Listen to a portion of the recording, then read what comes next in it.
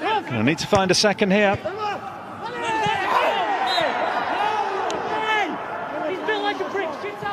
Well, Holding is going to hurl himself into Michael Oliver's book there. I think he was getting a yellow card for the... Honestly, during the game, I didn't see it.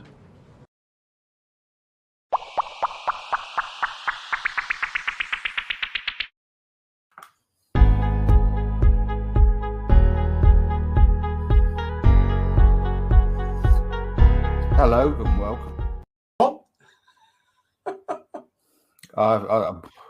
God knows, why is it not on the screen? I've no idea. It ain't working, is it? It doesn't work, does it? Doesn't work. Yes, he's back. Talk. Speak to me. Speak to me. Okay, here I am. It's me, Chappers. Yay!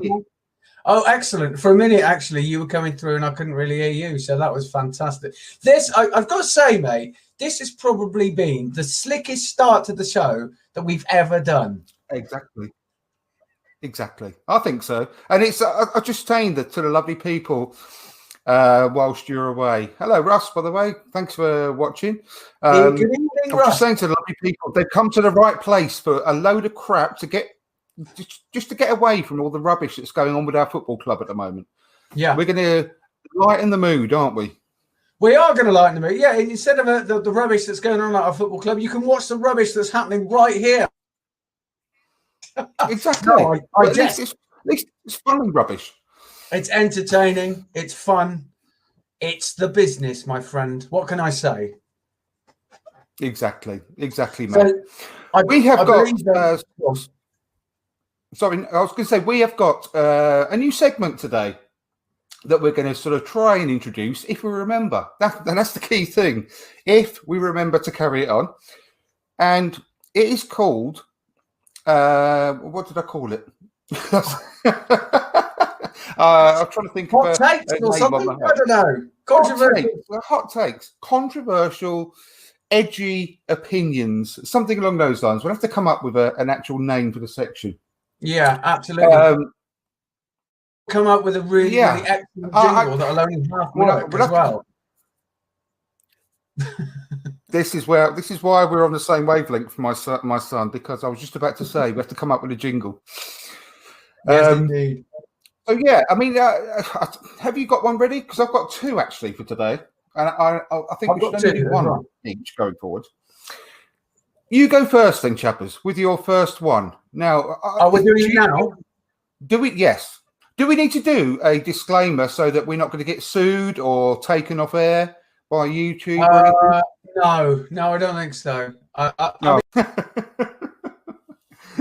It was about Kieran Tierney, okay? Okay. Now, what really annoys me is people cannot seem to pronounce his surname. Why do people have a problem with Tierney? Now, if I have to hear one more person say tyranny, I will go mad. How can you say? How can you not say Kieran Tierney? Tierney. Now, Tia out your eye. Knee. Tierney. Now, it's not tyranny, because that is quite bad stuff that happened in days of yore. Yeah, back in the days when I got my internet installed, back in the dark ages. Not quite that. I don't think it's quite that long ago, but it's still a long time ago. Probably around the time of the Vikings. Genghis Khan. Yeah, he liked a bit of tyranny, didn't he? Or Tierney, whatever it is. Exactly. Genghis Khan loved a bit of that, but he didn't have any Wi-Fi. So who's winning here? That's all I'm saying. How do you know? He might have had a contract with 3, or he might have at least had WAP on his phone. Remember that? Oh my God, that's a long time. Well, I think it means WAP means a different thing nowadays, doesn't it? It's very naughty indeed. Is it? Yeah. Oh, yeah. Have you not? There's a pop song that's come out quite recently. WAP. Nicki Minaj, yeah. I think it is. Is it Nicki Minaj? You'll have to tell me off air. It's or very send me real. It's very sexy. Oh yeah. Oh, is it? Oh, Yeah. It might be too worldly for me then. In that case, Get a gander of the video, mate. You'll probably have a heart attack, but you know, you at least you go happy. I'll have a look when I'm in bed later. Then that'd be good. Something to look forward to. Yeah, that's too much information. Now, you give your edgy opinion. Your first one. Okay. Well, it's not really Arsenal based, I'm afraid. But No, it's definitely Arsenal based. Oh no, good. Right. So the first one is, I think a lot of people would share my opinion, actually. But you know, a very mainstream opinion. That was this time of year, right? Christmas songs, they're wank. I hate them, all of them. I can't stand, like, you know, people call me a bit of a humbug. Actually, you know what? That's a bit harsh. That's a bit harsh, because there are some songs that I don't mind, you know, but the shit that you hear on the radio day in, day out, I can't be doing with it. I know people say, oh, it gets you in the mood, doesn't this make you feel nice and Christmassy? No, it makes me feel that there have been no new musical ideas in the last 50 years, man. I know. Drives me mad, mate. I mean, you're not alone. It's the same thing. Find a catchy tune, write some trite lyrics that don't mean anything, you know, that decorate it, so to speak, with words that are associated with Christmas, and hey presto, you got yourself a hit on your hands, haven't you? There's one that's been done in the last, well, what you could call relatively modern times, that I think is good. It's actually a good song and it's fun. And that is Christmas Time, Don't Let the Bells End by The Darkness. You see, even I can't get on board with that one. I must admit, when I saw it, it's good. I think they take the mickey out themselves in the video. And that is its one redeeming feature. Yeah, and it's it's actually comparable to the like the Merry Christmas Everybody. No, what's it? The Slade and that sort of. It's comparable to those types of songs. The Wizard, and that's why I think it's all right. Over the man. I'm not saying and like the Pogues, I've heard it too often because that's actually quite a good song. It's not specifically a Christmas song, really. No, not really. But I've heard it too many times and I can't stand it anymore. I totally agree with you, mate. I totally agree. I would rather listen to carols, and I'm not even a religious man. I would rather listen to Christmas carols. Although I'll tell you a fun story, actually. I was roofing. I was working with a mate who shall remain nameless, but he could be a grumpy bastard at times. He was all right. He's a lovely guy, but he could be a grumpy old bastard at times. And I'd always bring a radio in. We'd have the radio on. It was fine. We listened to the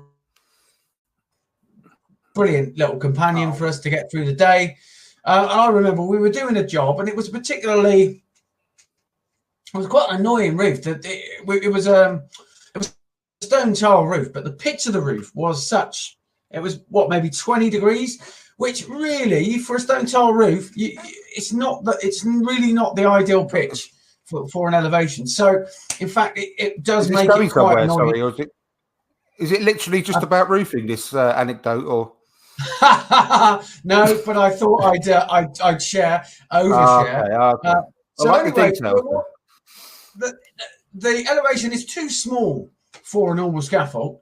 Okay, so we've got like a little tower scaffold, and I think I'd had enough of the Christmas songs, and I found another radio station. There were some carols on, and my mate was like, "Oh, don't put the carols on." And I was like, "Oh, come on, man, it's nice, it's really nice." He said, "Don't put the carols on." I said, "Look, come on, where's your Christmas spirit? Get into it." Do you know what I mean? And he said, "Don't put the fucking carols on." Toe-ended my radio off the scaffold, over next door's garden, onto the patio. Smash the bloody thing. That was it. That was the end of all carols and the end of also goodwill to all men. So there you go. God, bloody! I mean, that is bar humbug. Now, Russ has said, "How can anyone not like Last Christmas by Wham?" I'm going to gloss over that. Russ. I'm going to save yourself. I'm going to save you because I like you. I'm not going to answer that one myself at all. So I'll gloss over it. But thanks for watching, Russ. I do appreciate it. Yeah, mate. you're a good lad, Russ. But no, mate, no. Get out of town. Lion Harley has followed me on Twitch. Thank you, Lion. I don't know whether that's my first follower. Maybe. I will follow you back, and I do appreciate it. Thanks for watching. So, second edgy opinion. Go for it, mate. For me. Again, it's related to me listening to podcasts all day. And the reason I listen to podcasts all day is because exactly what you just said. They play the same songs over and over again all day on the radio. Plus, they play the news every half an hour. And I can't stand it. So I listen to podcasts. But there's something that really, really irritates me about podcasts. Well, two things, actually. Two things. The first one is the use of the word narrative. I can't stand it. Why all of a sudden has people got to, they think that they've got to put the word narrative into anything they're talking about. And every paragraph that they're talking about, they have to fit the word narrative into it. Stop. Please, just stop. It's not clever. It's not funny. And it does not make you sound intelligent. Okay? I mean, what was wrong with good old-fashioned story? Also, peace when they're talking about something they've written. Why is it not an article anymore? Why is it not an article? Why do they say, I've written a piece? Why? I've got to be honest with you. I have noticed it now you said it, but I don't. It drives me mad. But also, when that changed, you know. There's also another thing. I don't know why with the people realise. We're be here all night listening to you rant, aren't we? No, it's fine. You carry on, mate. Honestly, right.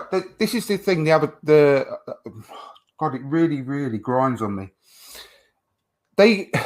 People that do that, I don't know if I can do it actually. I've never done it before.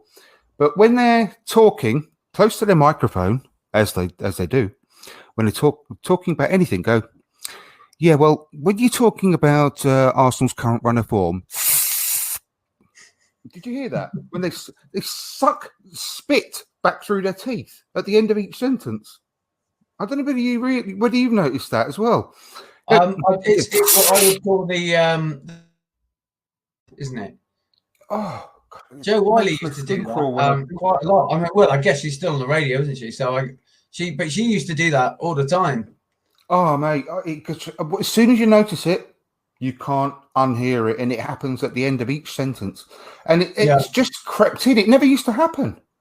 Do people think that that's a cool thing to do or something? I don't know. It's just come out of nowhere. And I've listened to podcast all day, and I had a good question from Russ. What's our favourite podcast? Which we can move on to after. We are going to crack on to that at some point. But that's what you were saying. I've got a take on. I just said I've got a take on that on why that might happen. That thing. But you carry on. Finish what you're saying. No. I'll just say that's it really for me. That's just the end of my gripe really. But okay, yeah, it's just stop. Anyway, yes. What's your second one? Well, I've just got a take on what you were saying, and a possibility as to why people might actually do it, and that is because you get podcasts have really obviously become massively popular over the last maybe 10 years, I suppose. Certainly in the last sort of 3 to 4 years, there's podcasts fucking everywhere, you know. But I would say that the reason for this that kind of happened. Yeah. Mm. I think that when it comes to people presenting radio, a lot of radio professionals have the kind of are really aware of their technique, and so when you're with the mic and when you're singing as well, it's the same thing when you're singing.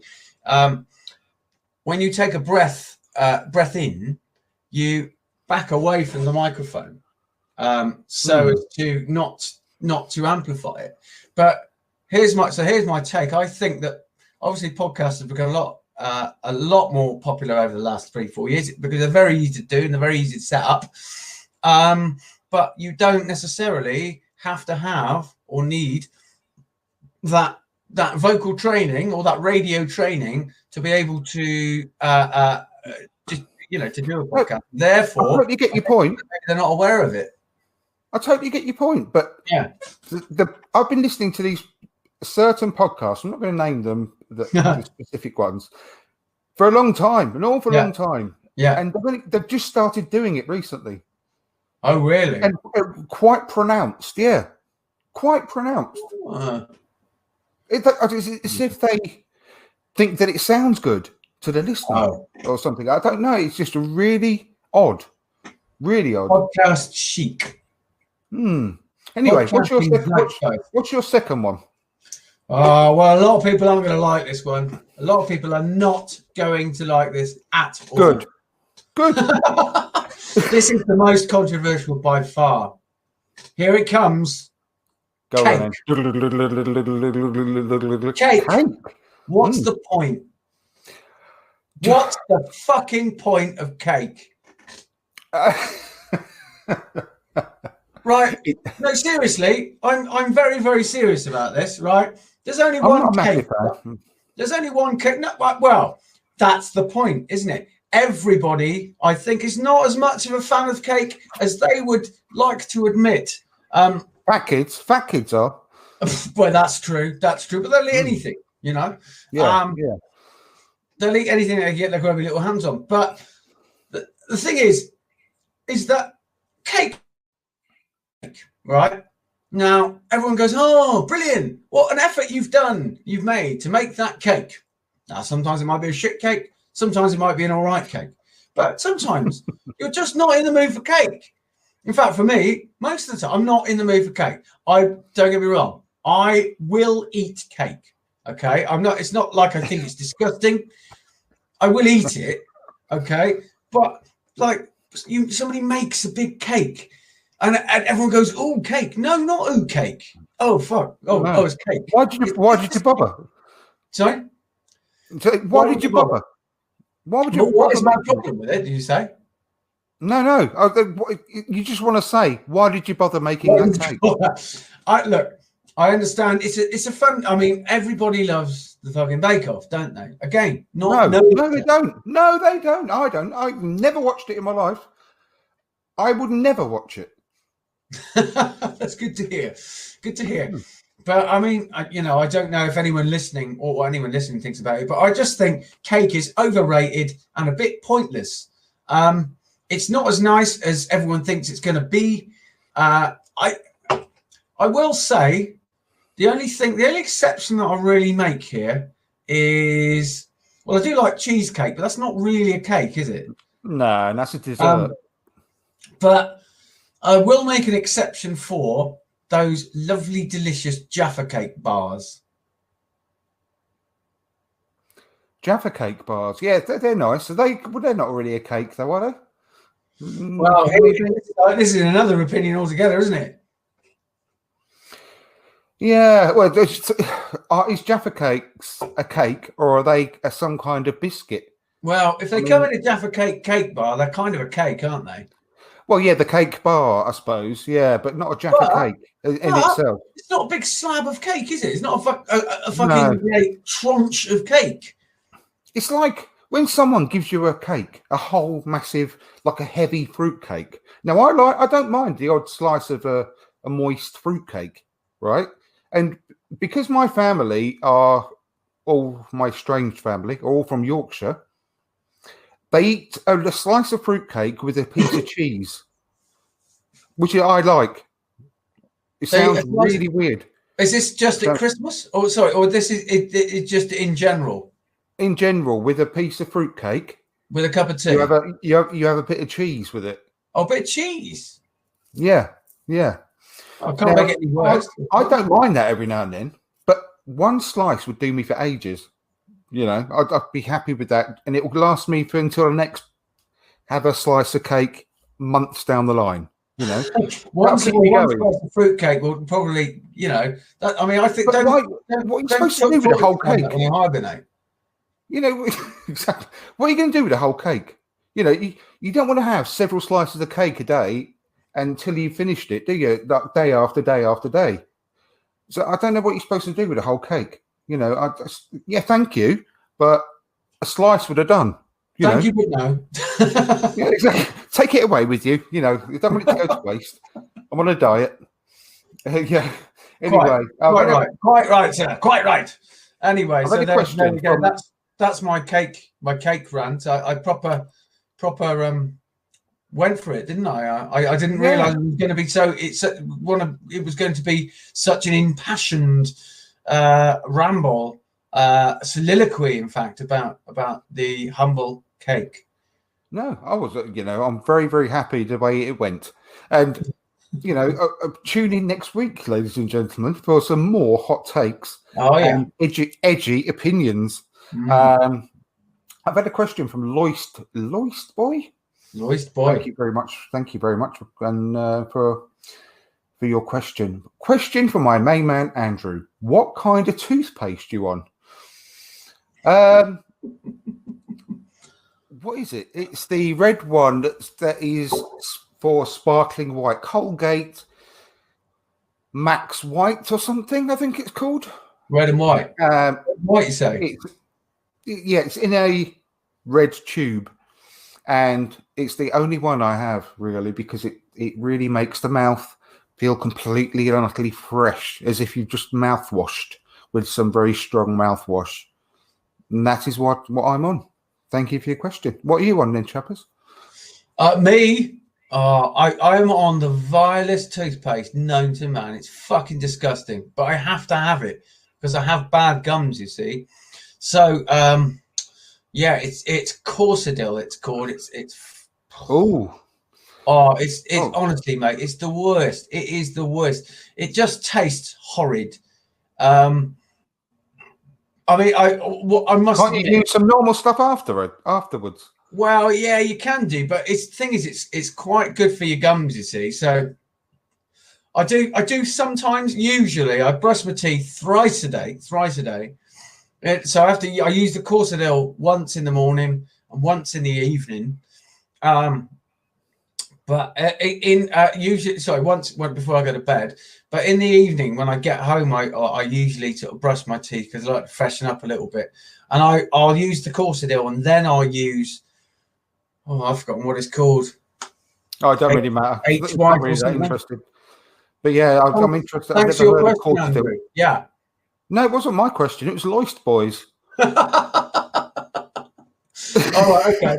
Well, you asked me what toothpaste I was on. Yeah, exactly. Oh, yeah, the Arm & Hammer. I'm not keen on Arm & Hammer, Russ. Isn't he an actor? Arm & Hammer. Arm & I don't know. We had a player called Armand Traore, I think, didn't we, at one point? We did. No. Yes, once upon a time. Didn't he go to Barcelona or somewhere? He went somewhere like where you. No, that was Van Bronckhorst that went there. Oh yeah, but I'm going to have to look this up, because I'm sure he went somewhere, and we all went. He went there. I'm not sure about whether he did. Maybe I completely. Oh yes, no, yeah, absolutely no. He went from Arsenal to the dizzy heights of Queen's Park Rangers. That's right. I remember that now. You say it. Yeah, I don't think he hardly made any appearances. He did. He went to Juve for a while. He went to Juve on loan to Juventus. Bloody hell. I know. Mind you, so did Lord Bentner. Oh, He went yeah. there on loan as well, didn't he? What we wouldn't give for Lord Bentner banging him in. I swear to God, he would be perfect now with all that Yeah. crossing. Yeah. Yeah. Mm. Yeah. Either him or Jesus Christ would be quite good for us at the moment. But anyway, I won't go down that path. Yeah. But I mean, like I said, we're not going to talk about the miserableness of Arsenal at the moment. But what we can talk about is the wonderful Europa League, which is back tomorrow.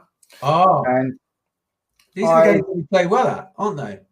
yeah, but it's almost a shame that it's the last group game tomorrow, because we're going to miss that over Christmas, because it's been the real joy of watching Arsenal at the moment. And the way that I mean, the way that I think it might have been the we'll come on to your question in a minute, Russ, about our favourite podcast. But talking about that again, I was listening to, I think it was the Arsenal Vision podcast the other day, and they were saying about the great win that we had last week in the Europa League, and can you sort of contextualise it between the performance we're putting out in that competition versus the Premier League? And the way I do it, I've always have. I see it as each match that comes up, I see it as its own individual match. I don't really care who we're playing. I just want to see Arsenal win football matches. I don't know what the way that you feel about it. I don't. I prefer we win them. I prefer that we won rather than drew or lost. To be honest with you. Yeah. I mean, I like, but I see each match as. I don't look at the bigger picture when I'm sitting down and watching Arsenal. If you know what I mean, I just want to enjoy that match. So I don't care who we play, and the crapper the opponent, the better for me, because I want to see loads of goals. I wouldn't care less if we played someone from the National League every week, because we'll be get great wins. I don't care about how crap our opponents are, and it annoys me a little bit that people keep going, but they've always got to do that. You've got to put, think about who you're playing and all that. But a good performance is a good performance, and I just enjoy watching Arsenal win. So I'm not really bothered about that. But tomorrow, I really, really, really hope, because there's no way that we can't not win the group now, just put out as many youth players as possible. It would be great to see, don't you think? Well, to be honest with you, I saw a beautiful tweet from good old Eddie Longbridge earlier. And it said, had a picture of Granit Xhaka, and it said, this man needs to play tomorrow. In fact, he needs to play the full 90 minutes. Yeah. Which I love. No. Oh, yeah. I see where you're going with that one. Yeah, nice one. I agree with you. And it's, I mean, interestingly, that's also, I suppose, another controversial opinion in itself, isn't it? Is that actually Europa League games are good to watch, or are enjoyable to watch, because we win them for a start. I mean, I'm with you. I'm with you on that one. You can only beat who's in front of you, can't you? I think that. Are we? If we win tomorrow, would we have 100% record? Would that be the first time ever? First time ever, I think. See, that's not to be sniffed at, is it? And people go, oh, well, it's, I don't know, bootlick carpet munch or whatever they're called, Well, most of them are like, like the teams that that lot down the road have been playing, they're like Wi-Fi passwords, aren't they, really? But anyway, what was I going to say now? My brain has gone to mush. I was going to ask you a question then as well. Were you talking about podcasts? Were you going there, or were you? No, it wasn't. But yeah, let's move on to that one, because I was going to anyway, and it'll come back. Before you do, I think we may not have done this actually already. No, I don't think we've done this. But do you want to explain what the 100 Not Out is all about? Oh, of course. Yeah. Well, should we raise a glass? Yes, we should. Well, it's a tin, but yeah, Yeah. Same here. let's do that. Happy 100th episode. May all. Cheers. Here's to many more, my friend. Yes, here's to another 100, and may everyone sail happy, or whatever it is, when they smash a what do they say when they put a champagne bottle against a new boat or whatever? Bottoms up. Oh, I Let's don't hope it's not the Titanic. Something like that. Who said we wouldn't make it to 100? Anyway, here's to another 100. And thank you to everyone that's. I'll jump to that, man. In fact, I might open another one. Yes, good on you. Good on you. Yeah, I can't remember what I was going to say, but let's move on to the podcast. All right, yeah, cool. I actually got there's one that I'm really, really enjoying at the moment. It's I don't know, it's by Ellis and John from Radio 5 Live. Have you ever heard of them? I've heard of them. I don't know. Ellis James, know who they are. John Robbins. Yeah, Ellis James and John Robbins. So funny. So funny. And I love. They've got a podcast that comes. Well, they've got two different podcasts, but I think one of them was just finished because it was especially for lockdown. Yeah. But they just talk about really random stuff. And in fact, I've just given away something as well because our edgy opinions. Yeah. Brand new section. Copied it from them. Oh, right. Hold my hands up. Really, but they have really random topics that they discuss, like texting topics and all that. And some of them, I mean, I'm the sort of person, right, who when I used to watch a lot of telly before or watch movies and stuff like that, I could find things really funny, but I won't actually laugh out loud. Yeah, I will just laugh inside and think, oh, that was really funny. Yeah. On occasions, I listen to Ellis and John, and I actually laugh out loud whilst I'm listening to it, whilst I'm at work. Well, you don't shout, "Oh!" Exactly. It's really good, really, really good, and it's just like stupid, random stuff. But they're both comedians. And, it's from Bristol, actually. My neck of the woods. John really Robin. funny. Yes, that's right. Yeah, I saw him supporting Mark Watson actually one time at the Hen and Chicken. Oh, that was quite a few years ago. Cool. But yeah, he's a funny guy. He used to go out with Sarah Pascoe. Sarah Pascoe. Yeah, comedian. I don't know her. Yeah, she's on loads of panel shows. Blonde hair, very funny. I'll probably recognise her face then if I saw her. I'd imagine. Yeah. I don't really. Oh, that's good. Yeah, he's a very funny bloke. That moves me actually. Just a quick segue, which I wouldn't. I'd let you go next, but normally, but it moved a great segue for me to go into my next one because he was a guest on another really, really good podcast that I listened to as well that I loved, and that is Quickly Kevin Will He Score? Oh yeah, so good. I haven't actually. I listened to a load of those, and then they stopped making them for a while. And I, to be honest, I didn't get back into it. Are they still doing it then? Are they? Yeah, absolutely. Yeah. Excellent. It's so funny, and it's all about 90s football. Yeah, that's right. Yeah. John Robbins was a guest on it, giving his all-time worst Liverpool 11 from the 90s. Yeah. In the one I listened to today, so that was a good little segue moving over to that as well. But I love that, and they're going through. Or they have done in the past, but they're redoing it in more depth for patrons recently. And they're going through all the 3 books that Steve Bruce wrote. Oh, God, that was excellent. That was an excellent funny. episode. Yeah, episode, should I say. There's 3 books. 3 books. And they went through all of them. One was called Defender. Yeah, one was called Striker. And one was called Striker, Defender, and Sweeper. Yeah. Really good. So funny. Mysteries. Yeah. Oh, it's great. It's called Steve Barnes is his character, isn't it? That's right. Steve yeah. Barnes. Oh, so good. So good. But apparently those books will go for about $1,000 each on eBay, I hear. Madness. So. Just as a kind of little aside to that as well, talking of very badly written books, I urge our listeners, watchers, what should we call them, listeners, watchers, to go out and check out the autobiography of Don Estelle. Now, I don't know if anyone knows who Don Estelle is, but he was. So he was in a TV program in the 80s called It Ain't Half Hot Mum.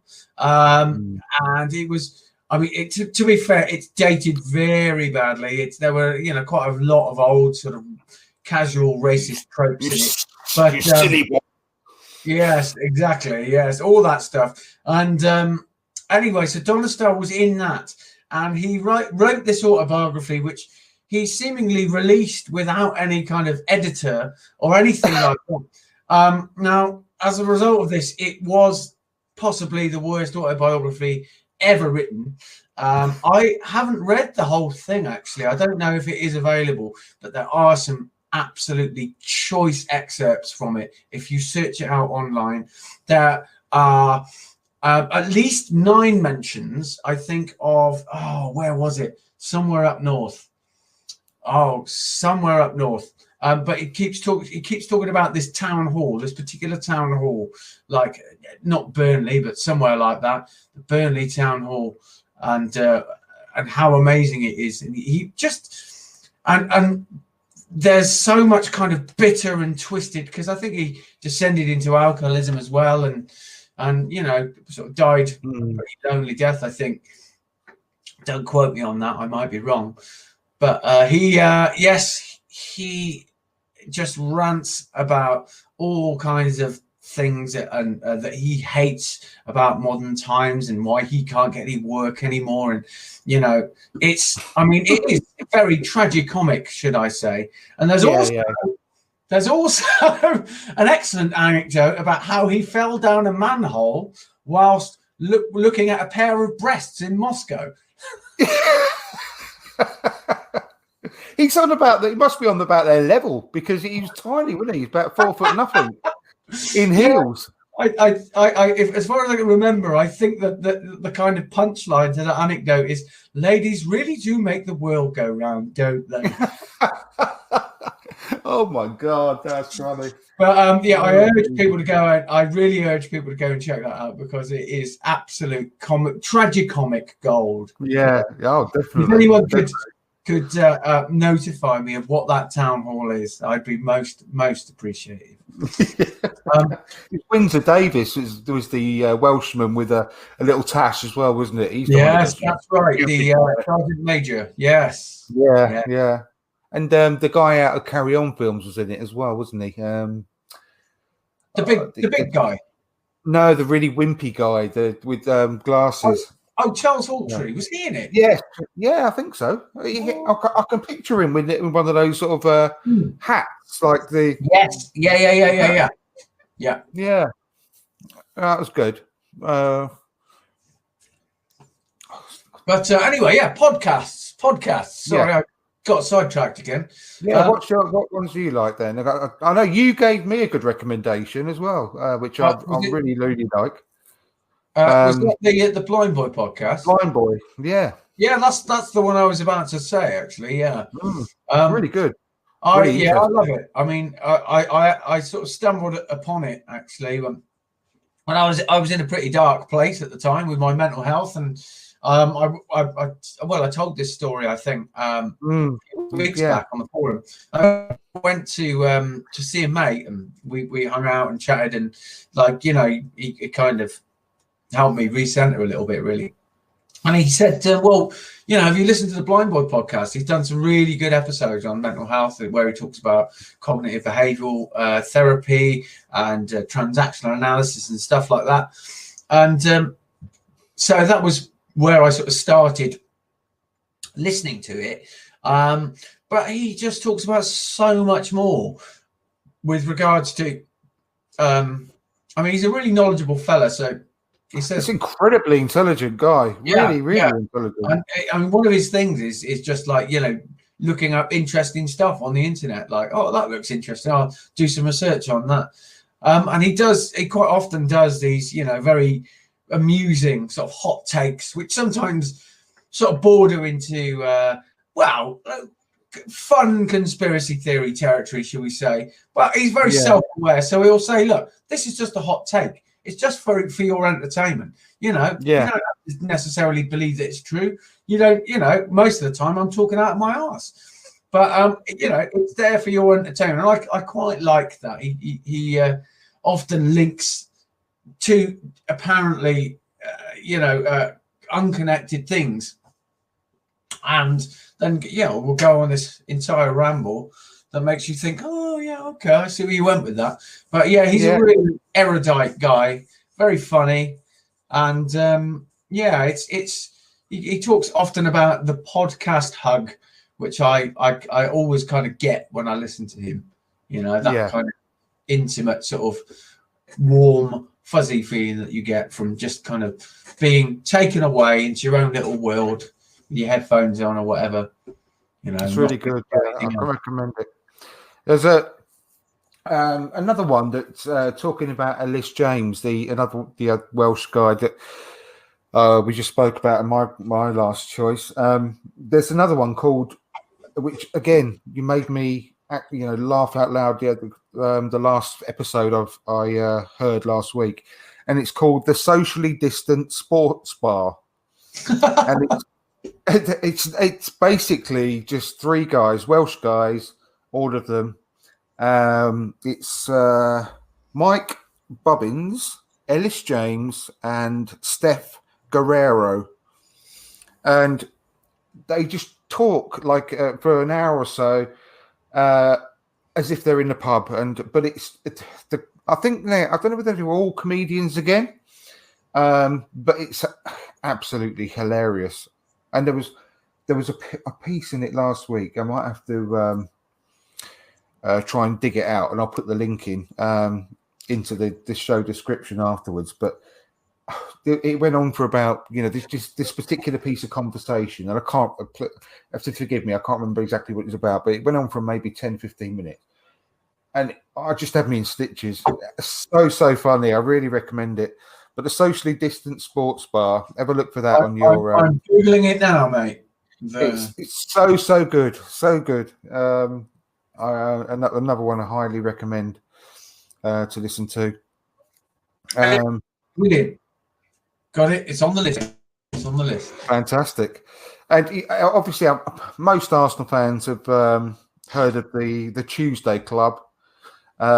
If you haven't, what the hell? But you've got to have that on your listening list. Surely, it's absolutely fantastic. Alan Davies, Tayo Papula, Keith Stover, the General.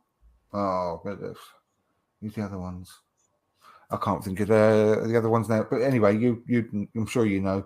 But that's a fantastic one. I can't get enough of. And I started listening to that from the beginning, because I think it started in about 10 years ago, or 9-10 years ago, and I started listening all the way from the beginning.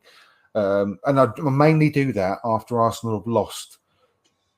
So I don't want to listen to all the podcasts about Arsenal losing and how crap we are for 2 or 3 days after. So I'll go back and listen to some old ones. And absolutely, really, really, really funny. Have you got any more that you want to plug? Yeah, there's one more actually. That's. I mean, obviously, I do listen. I would say that the Arsenal podcasts that I listen to the most are obviously the Arscast and the Arsenal Vision. Yeah. And sometimes listen to the Handbrake Off podcast as well. And Tuesday Club sometimes as well. But I'm going to go for something that's non-Arsenal again.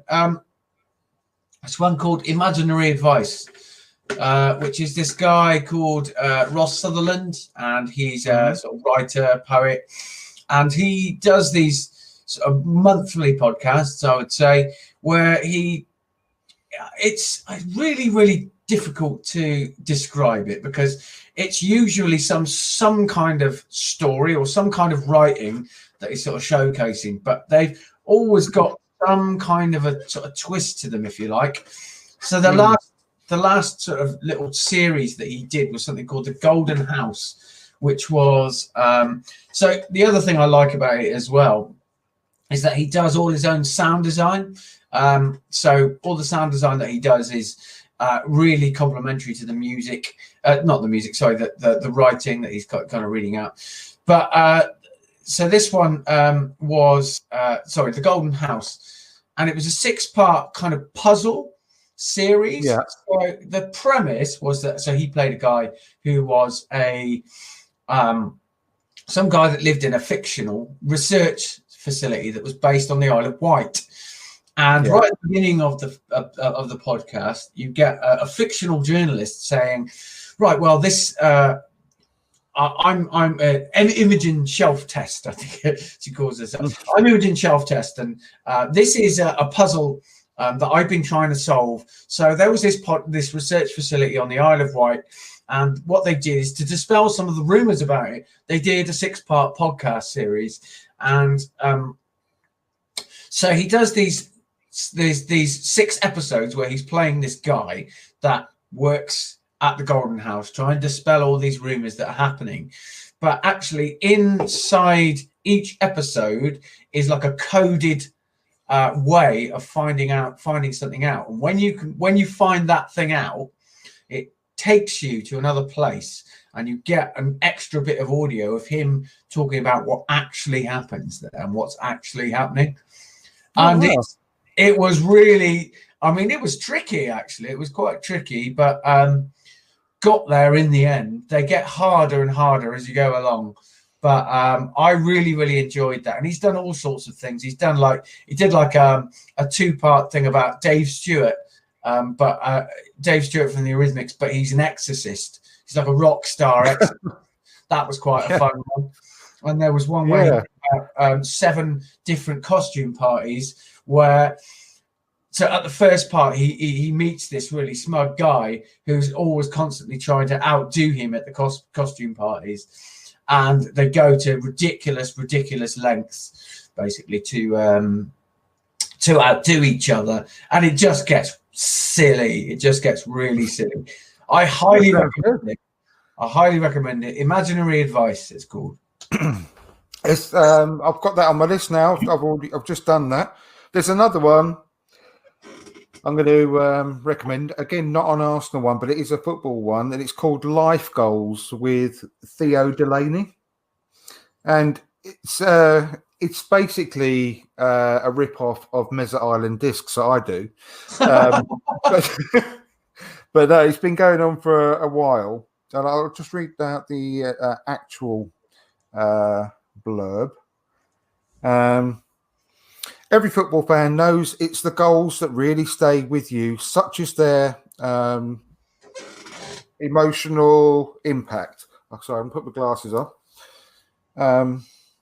In Life Goals, well-known football fanatics relive the 8 defining goals of their lives with host Theo Delaney and reflect on what was happening at the time, and it all comes flooding back. And basically, with each goal, they give a song that reminds them of that period of their life as well. Yeah. So it's really, really interesting, and really, really good. And it's, a bit of a. Everyone knows, when you think back of a certain goal, you instantly remember that stage of your life and what it sort of means to you at that point in your life, and why that goal is particularly resonant in your life. But they've had some really, really good guests on as well, and some of the music choices again, that go alongside them, it's really, really interesting as well. But which was the one? There's Danny Kelly. That's the one. It was in 2 parts. I don't know if you know Danny Kelly. Isn't he a Spurs fan? Yeah, I was just about to say he's one of 2 Spurs fans I really, really like. Who's the other? Him. I think he's so interesting, that Danny Kelly. He's actually one I actually like. Tim Vickery. Tim Vickery. He's obviously a football pundit, but he lives over in Brazil. He's lived there for about 30 years. So he's a specialist on South American football. Oh, right. But I could listen to him talk about football all day, and that's another good podcast, is the World Football Phone-In with Dotun Adebayo and Tim Vickery. Yes, I have. Yeah, So I've good. listened to that. That's brilliant. Brilliant. Oh, Yeah. it's so interesting. So interesting. But Tim Vickery, oh yeah, he's just amazing. And that he is the reason why I've got a lot of confidence in Pablo Mari. Because before he joined Arsenal, and bearing in mind Tim Vickery's a spud, he still gave him, a really good glowing recommendation. He talked about him for a while. In fact, I clipped it and I put it onto one of my podcasts months ago, beginning of the year, end of last year. But yeah, I could listen to him all day. But Danny Kelly, I don't know if you ever heard him on the radio or anything, but he talks and talks and talks. I think I heard him on I think I heard him on. Yeah, I did hear him on talking about football and about Spurs on a podcast. It might have been one with Tim Vickery, I think. I don't know, maybe. He's massive friends with Danny Baker.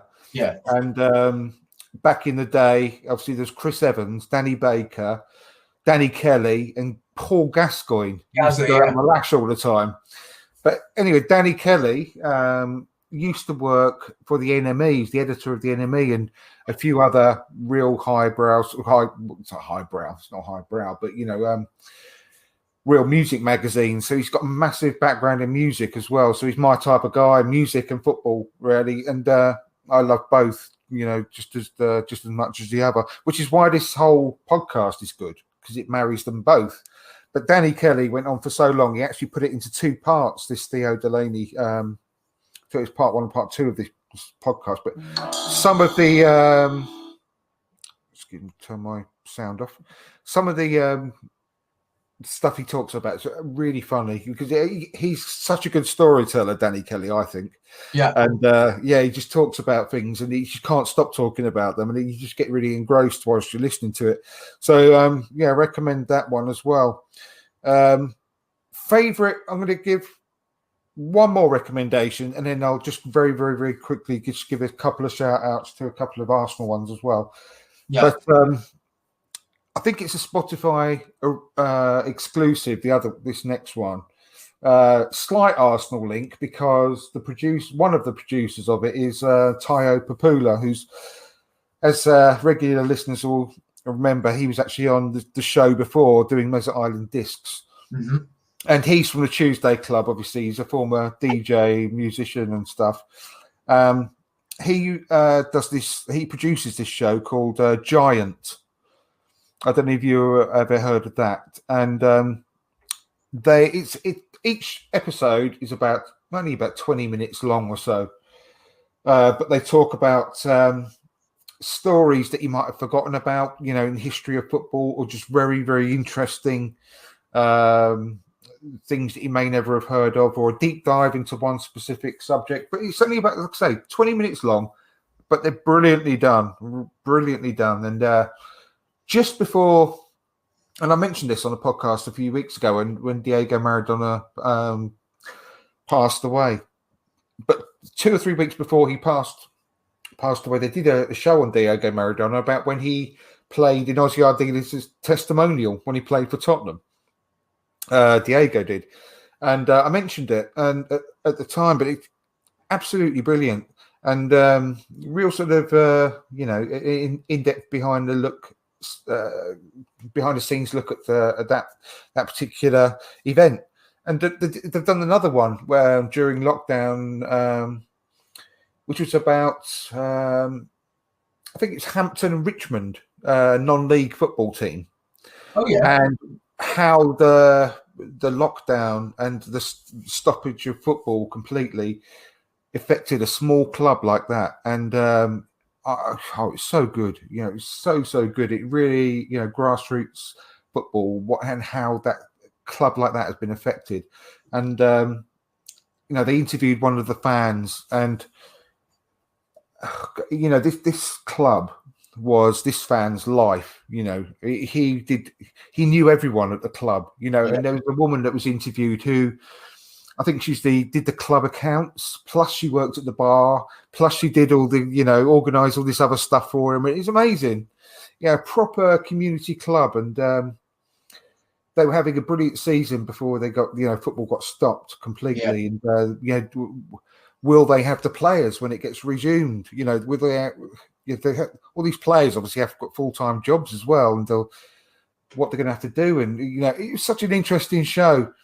And just really recommend it. Just 20 minutes a show, as I said, and just stick it on your list. I mean, they're going series, and I think at the moment it's still going on. It's about one a week, but then they'll stop for a while, but then they'll start up again. So yeah, I recommend that one to listen to as well. But just a quick shout out to a couple of my favourite Arsenal ones. I mean, I'm not going to mention Arsenal Vision and an Arsblog like Arscast like you mentioned, because they're great and everyone listens to those. Yeah. But a couple of the other ones people may not have on their list. First one is the Purely Arsenal podcast. I think that's really, really good. I love the guys. They always try and keep things as upbeat as we do, on the show. But some good humour in there as well. But some lovely guys, lovely guys, and I'm lucky enough to be a guest on it once. But I think I may have gone over the top with maybe a couple of swear words. I haven't been asked back since. But, do apologise, guys, and I really want to come on again. But anyway, that's really good. Highly recommend that. And the second one is the Bruised Banana. I don't know if you've heard that one. I think it's right up there with probably my favourite Arsenal podcast. And it's the three guys that do that are just Alex, Tom, and Dan. They just go together so well. You can tell that they're just great mates. They've been growing up together for years, and they're actually really intelligent, but they give really good sort of analysis. And their memory of matches is great, but they just bounce off each other so well, and they're really funny. And I think they've put the show together superbly. I can't recommend it highly enough to any Arsenal fan out there. So give the Bruised Banana, it's called. Give it a listen. Stick it on your playlist, and you won't be disappointed. They deserve. I don't know how many listeners they've got, obviously, clearly, but they deserve to be right up there with all Arsenal fans, in my opinion. Anyway, well done, boys. So yeah, that's me. Have you got any more before we move on? No, I don't think so. I mean, there are, there's quite a few. I'm just gonna put those out there because they're the ones that I'm going to say are quite popular anyway. But if you haven't, Atletico Mince is always, really good. Oh, that's so good. So good. I love that. I really enjoy Andrew Allen and what's his name, Carl Wogan's. That's kind of quite quirky and as sort of a little bit of a sideways look at sport. So they've got like a football section. They've got a really nice rapport going on. The Allusionist is quite good, which is like a very much. I'm really fascinated by word etymology and stuff, and where words come from and how language is formed and all that sort of stuff. So I love to listen to that. And what's the lady's name? Helen Zaltzman is an excellent. She's really engaging, really interesting, and I think she is the sister or husband of Andy Zaltzman, who is the presenter of the Bugle podcast, which is that's quite a sort of fun, sort of satirical look at the news, I suppose. Let's have a look. I think Russ Morgan has put. He used to love the Gouda Fanzine podcast. It was on once a month. Such a shame it kind of ended a while ago. That's absolutely right, Russ. That was a good one as well. Did like that one myself. I remembered what I wanted to talk about all that time ago. Oh, do you know what? I'm really, really looking forward to this, mate.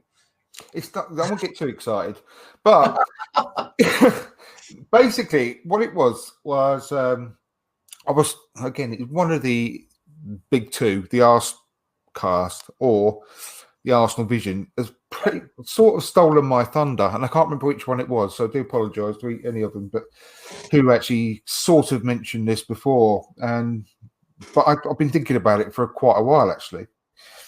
What it was is Mikel Arteta has obviously got an idea of the way he wants to play football, right? Yeah. A style, and it's widely reported that he wants to play 4-3-3. In fact, he came out in the Spanish press recently, didn't he, and said he's 5 or 6 plays short of for what he needs. Now, in my opinion, I think he should just be playing the way he wants to play and add the players as and when he can. And people who say, well, he hasn't got a player to do that or to do that. Well, I beg to differ. You know, he has. And I've been saying this, like, again, apologies for anyone that listens to or watches this week in, week out. But everyone knows how I feel about Emile Smith-Rowe for a start. And when you say, like, well, he hasn't got that player, well, he has. Just play him and just play the way you want to play, Mikel. Just play the way you want to play, whether that be 4-3-3 or whatever. And if you feel that the senior players can't do a certain job for you, well, we have got another player that could do that job for you. And who knows, maybe they will just take to it like a duck to water and give them a show. Because the maximum length of time that player would have to play that specific position would be 6 months. Because there's always the transfer window 6 months away, maximum. Yeah. Like usually 4, because obviously, bearing in mind the first one finishes next, at the end of January. So then you've only got the February, March, April, May, June, 5 months, and it will be open again, if not before. So just do it like that way, because the rest of the team, in the meantime, are building up their experience and getting used to the way that that's playing. You obviously get the academy to play the same way, and so on down the age groups. And in the meantime, you will know whether that youth player is going to be good enough. If they're not good enough, the results aren't going to be any worse than they are at the moment for a start. But if they are going to be good enough, happy days. You know, you saved yourself 20, 30 million in the transfer market. Sure. If they're not good enough, they've had a lot of first team experience and their value for a sell-on value in the meantime. So what harm is it going to do in the long run? There isn't one. And at the moment, we can't get any lower in the league. We're on the verge of being we get like 3 or 4 places lower, can't we, or something? But I think 15th or 16th. Luckily, I can't remember. Exactly, but luckily, the 2 teams are pretty much already down anyway. I think we're 7 points off the bottom 3 at the moment, so I think we are better than 3 teams in the league. I don't think we'll go down. But hopefully, this is the worst we're going to get. But playing the players that have come up through the academy, for example, it's not going to be worse than playing a player like Granit Xhaka. Granit Xhaka could not care less about Arsenal. He couldn't care less about Arsenal. There's several points in his Arsenal career that openly show you that he does not care about the badge. I mean, the obvious one, throwing the shirt on the floor. You would never do that if you had a lover of the club. You would never throw the captain's armband on the floor. And you would never come out after a match and say we were all scared to play against Watford. And you would, what's the other thing he did recently as well? I can't remember. It's gone out of my head again. But he did something else recently as well. But it's blatantly obvious that he's doing this as a job. He's not got any love for the club at all.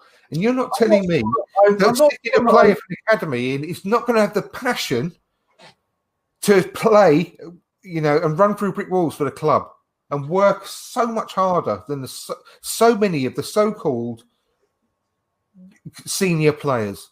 I'm not sure I agree with that absolutely hottest of takes fully. I mean, I know what you're saying. I appreciate what you're saying. But just taking on board also the fact that that so many of the senior players talk about how passionate he is about the team and about being on the. But I mean, for me, so I'm going to take it back just a little bit. I agree with what you're saying about the. About playing the youth players, because let's look at it this way, right? We are where we are at the moment, okay, and I've been thinking about this a lot. It's like okay, so we were bound to get to this point at some point, and we've taken us an hour and 13 minutes or whatever, so. We are go too deep into it, but I'm just, something. No, that's fine. I think it is an Arsenal podcast. We might as well talk about. I'm not going to talk about the previous matches and analyse all that sort of stuff. But we are where we are, okay, and there's nothing that we can do about that. But as a result of, as a result of the fact that the senior players have let the team down. Now, I would not put it all on the senior players. I would not put it all on the manager, and I would not put it all on the executive committee. But between them, they do have a shared responsibility of the club being where it is. At the point, but B, in a place of where they are culturally in the club's culture, if you like. I think, this is just me being an optimist. I think that it's quite obvious that there's some changes need to be run. I don't agree with all the reactionary people on Twitter that say, sack the manager. I don't think that's going to do any good. I don't agree also with the people saying, we need to spend 250 million. We don't have that kind of money. But I do agree with the fact that the senior players have let him down. Okay. And they also need to fight for their place. Yeah, exactly. Right. So he made the point in his tenure that, that it was very much a meritocracy. Now, if these players aren't doing the business, the likes of, Willian, even Aubameyang, you need to let everyone know that they are not immune to being benched. I have to say that, that out of the people that I could pick out, Granit Xhaka, Aubameyang. Lacazette was okay. He's been played out of position, but I guess he showed a bit of passion and a bit of spirit. He's not the answer there.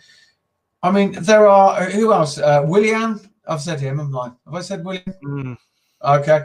Who else are we looking at here? Even Bellerin. Ainsley Maitland-Niles perhaps needs a go there. Sit Bellerin down for a bit. Stick Willock in there. See what he can do for a couple of games. Like I said about Smith Rowe. If Smith Rowe, for example, which I know that he wouldn't be, but if just say he turned out to be absolutely toilet week in, week out, you'd obviously not carry on playing him, but just the sheer fact that you've dropped one of the more experienced senior players and put him in the first place is a good thing, I think. But if he does not deliver the goods, then fine, take him out the team again for a while. But it's you're not going to lose by doing that, because, like I said, by playing him in the Premier League and giving him first time, it's only going to put his price up, just because his appearances for Arsenal in the first team in the Premier League will count to upping his value, regardless of how we think he's got on. He's not going to. We're not going to not benefit from that. So the whole process of doing it as well, like I said, it gives the more experienced players a real kick up the arse that they need as well. Yes. At the same time.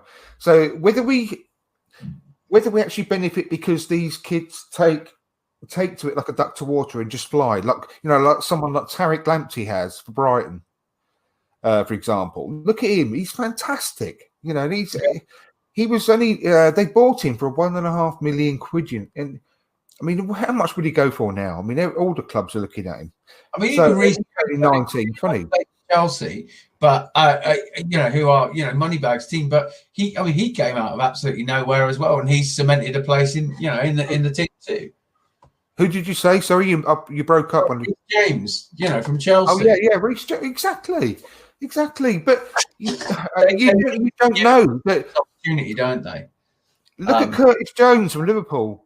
Yeah, what a player he is.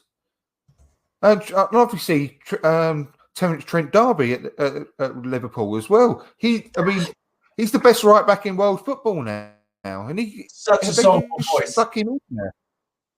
Exactly. You are aware that you did say Terence Trent. Yeah, I call him Terence Trent. I call him Terence Trent D'Arby. You should know that. I say it all the time. That's my name for him. But he's Terence. All these kids just took off. Who's to say that 1 or 2 of ours, if you played them every week, that they wouldn't do the same? So that's what I think that Mikel Arteta should stick to his principles. Yeah. Do what he wants to do and stick with it. Because I think that's what Klopp did from day one at Liverpool. And as and when he could, he changed the weak links. And I think we just need to do the same. Anyway, yeah, but midfield, he can. I was going to say midfield, but actually, mostly he could rotate the entire team, really. But his midfield just play, one on, one off like that. That's they've got to the point where it doesn't really matter who's playing in midfield. Like they'll still be like a really well functioning, well organised, well drilled midfield. Exactly. Well, Miguel Aziz, who I watched for the under 23, under 21s, under 23s yesterday, absolutely looked class. Absolutely class. He's a good player. I honestly don't. I don't think when you've got the ability, as loads of clubs across Europe show, if you're good enough, you're old enough, and I've given this example countless times, but the front three of Borussia Dortmund, and no one can tell me that Borussia Dortmund aren't at the moment a bigger club than Arsenal, with bigger aspirations of winning their league, a strong league, and winning the Champions League, which they're in, year out. And at the moment, I'm afraid to say we're not. They're shirts. So, the front three, they've got Claudio Reyna's son, haven't they? What's his name? Gio Reyna.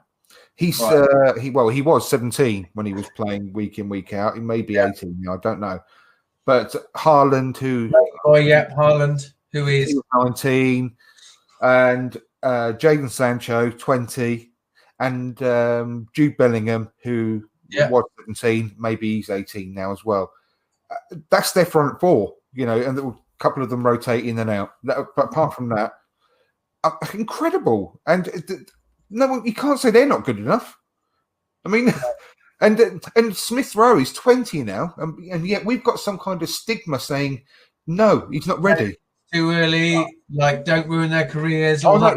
He hasn't got the muscle, blah, blah, blah, blah, blah. Well, we've had loads of players that Was Cesc Fabregas completely, a huge muscle man? No.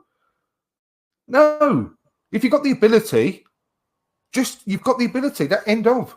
So I just think we should give them a try. And tomorrow, we'll end up on this now.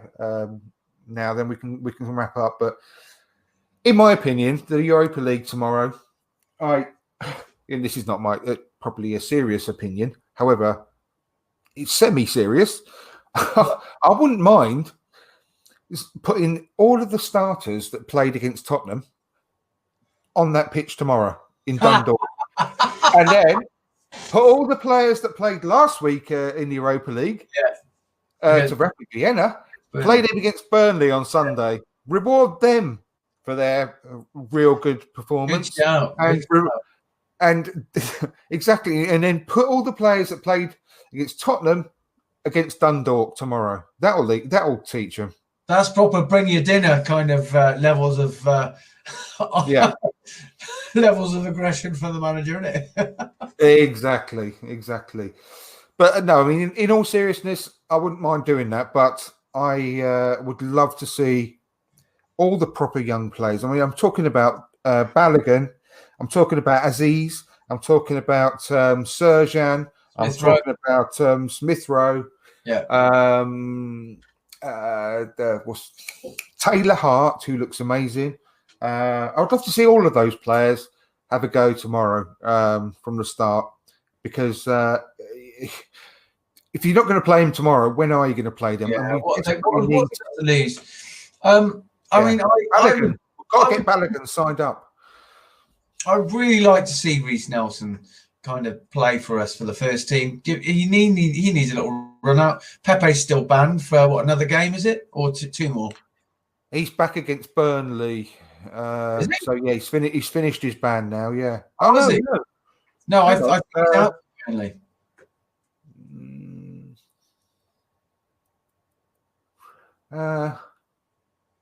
No, I'm sure he's back for Burnley. Well, if he's not, I'd like to see Reece Nelson chuck down the right hand side there. Yeah, Willian has to, he needs to be sat down, man. That worries me. It does worry me. What's happened? What's happened to him? I just don't know. I'm not writing him off at all. I still think it's early days for a new player in a new club. I'm not overly concerned about that. What I am concerned about is that he gets preferential treatment considering his form. Shitty form, yes. It's absolutely dog shit, and why you can't play. Same with Xhaka.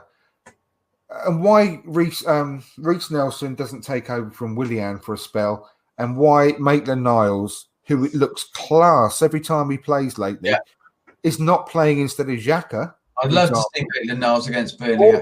Or Bellerin, but I prefer Xhaka because I would love to see him have a run at midfield. Yeah, me too. And what is the point in putting on all these great performances in the Europa League if you're not going to get rewarded?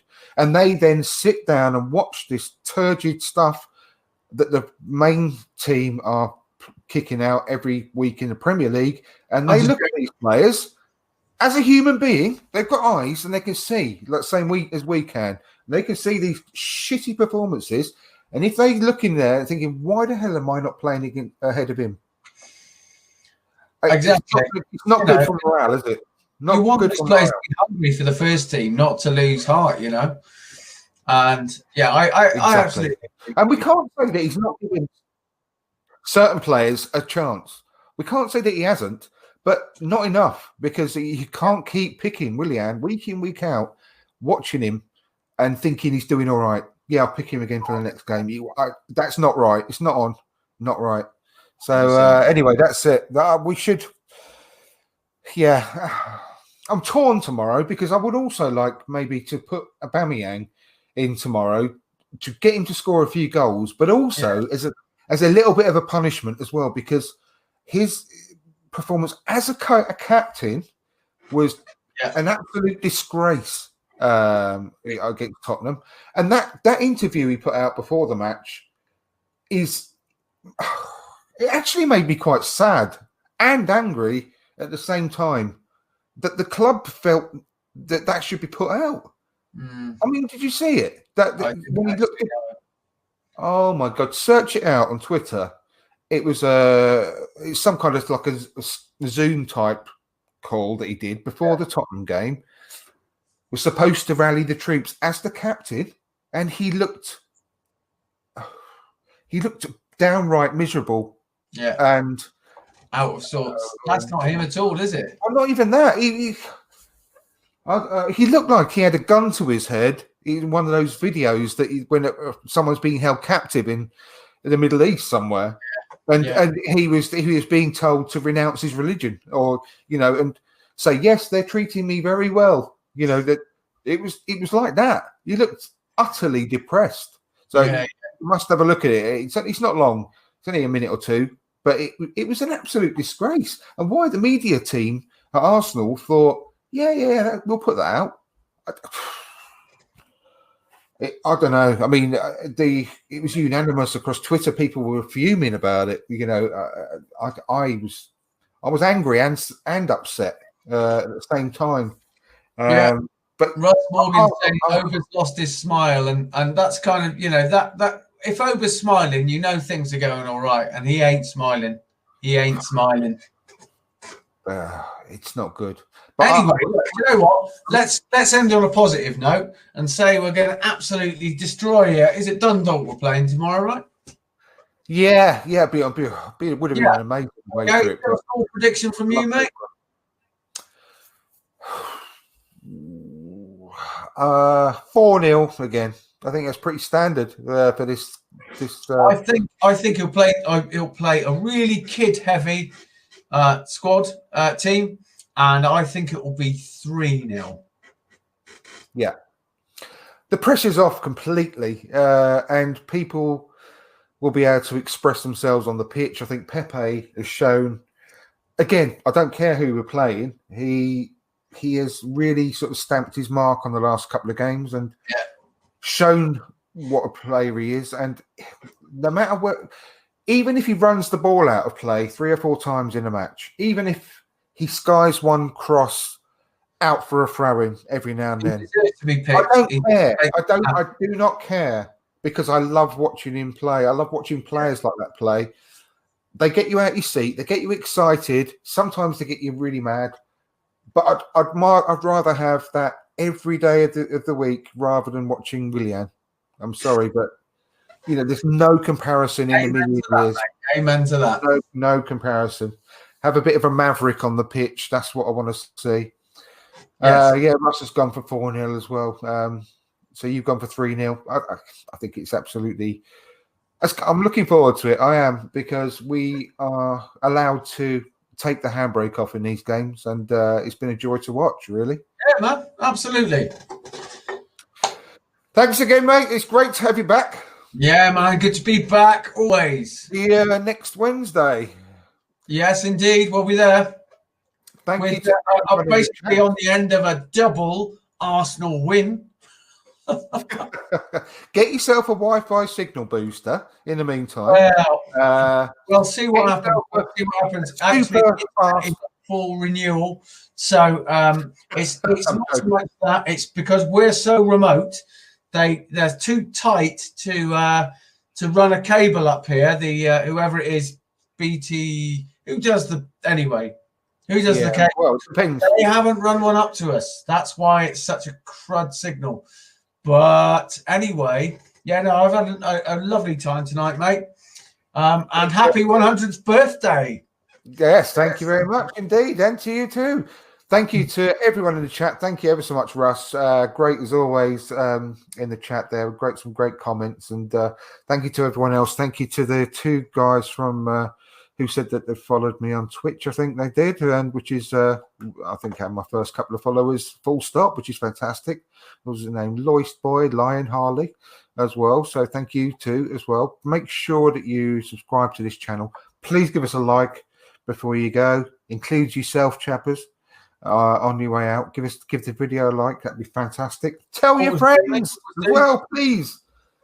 And thanks again. Thanks to the people that are listening to this on the audio version of the podcast, which is available on all of the major platforms and the crap ones as well, I'm sure. So until next week, I will say tatty bye. Cheerio. Cheerio.